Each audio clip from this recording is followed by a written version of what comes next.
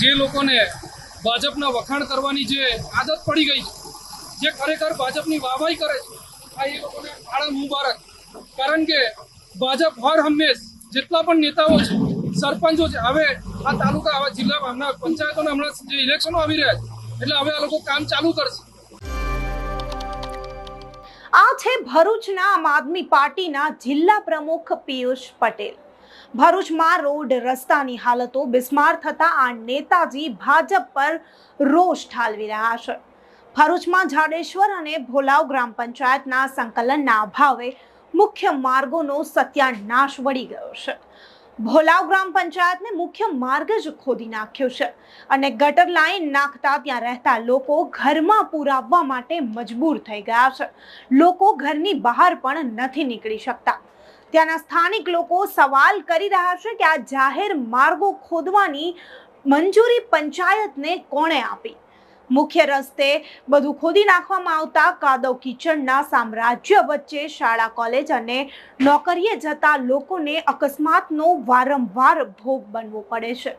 ત્યાં નાના મોટા અકસ્માત વારંવાર થયા કરે છે. આમ આદમી પાર્ટી દ્વારા ખાડામાં ભાજપની ઝંડી સાથે પક્ષની ટોપી પહેરાવી અનોખો વિરોધ કરવામાં આવ્યો. તે જે ખાડાઓ પડી ગયા છે, આખા રસ્તા બિસ્માર બની ગયા છે, તે ખાડાઓમાં, તે કાદવ કીચડમાં ભાજપની ઝંડી સાથે પક્ષની ટોપી પહેરાવી અને અનોખો વિરોધ નોંધાવ્યો લોકોએ. ત્યારે પિયુષ પટેલ, જે ભરૂચના આમ આદમી પાર્ટીના જિલ્લા પ્રમુખ છે, તેમને પણ આ વિશે સાંભળી લઈએ કે તે આ વિશે વધુમાં શું કહી રહ્યા છે. જે લોકોને ભાજપના વખાણ કરવાની જે આદત પડી ગઈ છે, જે ખરેખર ભાજપની વાહવાઈ કરે છે, આ એ લોકોને આળમ મુબારક. કારણ કે ભાજપ હર હંમેશ જેટલા પણ નેતાઓ છે, સરપંચો છે, હવે આ તાલુકા, હવે જિલ્લા, હમણાં પંચાયતોના હમણાં જે ઇલેક્શનો આવી રહ્યા છે, એટલે હવે આ લોકો કામ ચાલુ કરશે. વર્ષોથી જ્યારે આ કામો પાસ થઈ ગયા છે, ત્યારે તુલસીધામની જનતા, ભરૂચની જનતા આવી કઈ કેટલી તકલીફોનો સામનો કરી રહી છે. ત્યારે આ જનતાએ પણ સમજવાની જરૂર છે. તમે જુઓ, સામા ચોમાસું, કોઈ પણ સેફ્ટીના કોઈ પણ સાધન લગાવ્યા વગર, કોઈ પણ અહીંયા રીબીનો સાઈડ ઉપર કંઈ પણ સેફ્ટી પર્પઝ કોઈ પણ ટેન્ટ લગાવ્યા વગર, કશું જ કર્યા વગર આ લોકો સીધું કામ કરી રહ્યા છે. કેટલાક સમયથી આ ખોદેલી હાલતમાં હતું. હવે આ લોકો જ્યારે વરસાદ પડી ગયો છે, પાણી ભરાવાના ચાલુ થઈ ગયા છે, લોકોને ખબર પડવા માંડી છે કે આગળ હવે ઇલેક્શન આવી રહ્યું છે. 5-6 મહિના પછી ઇલેક્શન છે પંચાયતોના, એટલે હવે આ લોકોએ કામ ચાલુ કરાવી દીધા.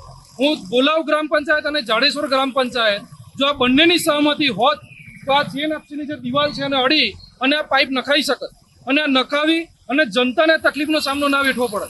આ ચોમાસે પણ આવું છે. લખવું હોય તો લખી રાખજો, આવનારા 2025નું જે ચોમાસું આવશે એમાં પણ આની આ જ હાલત રહેવાની છે. કારણ કે વર્ષોથી આપણે જોતા એવા છે, આ લોકો ફક્ત અને ફક્ત થૂક લગાવ્યા સિવાય કોઈ કામ નથી કરતા. તુલસીધામનો આખો મેઇન રોડ તમે જોઈ લો. ટીડીઓને વારંવાર રજૂઆત કરી, તેમ છતાં ટીડીઓએ આને ધ્યાન પણ નથી લીધું. ઈડીઓને કેટલીક વખત મેં ટેલિફોનિક રજૂઆત કરી, હું તુલસીધામમાંથી દરરોજ અવર-જવર કરું છું, તેમ છતાં આ લોકોએ ધ્યાન નથી લીધું. ત્યારે જઈ અને આમ આદમી પાર્ટી આજે અવાજ ઉઠાવવાની જરૂર પડી છે. અને આજે આમ જનતા માટે અમે લોકો અવાજ ઉઠાવી રહ્યા છીએ. ત્યારે આશા રાખું છું કે જનતા પણ આની અંદર સાથ અને સહયોગ આપે અને જનતાએ પણ આનો અવાજ બનવો પડશે. તો ભરૂચમાં રોડ રસ્તાની જે બિસ્માર હાલત છે, તેના પર પિયુષ પટેલે જે પોતાની પ્રતિક્રિયા આપી, પોતાનું નિવેદન આપ્યું, તે નિવેદન વિશે તમારું શું કહેવું છે તમને કમેન્ટ કરી ચોક્કસથી જણાવજો. તથા અમારી ચેનલ નિર્ભય ન્યૂઝને લાઇક, શેર અને સબસ્ક્રાઇબ કરવાનું ભૂલશો નહીં. આભાર.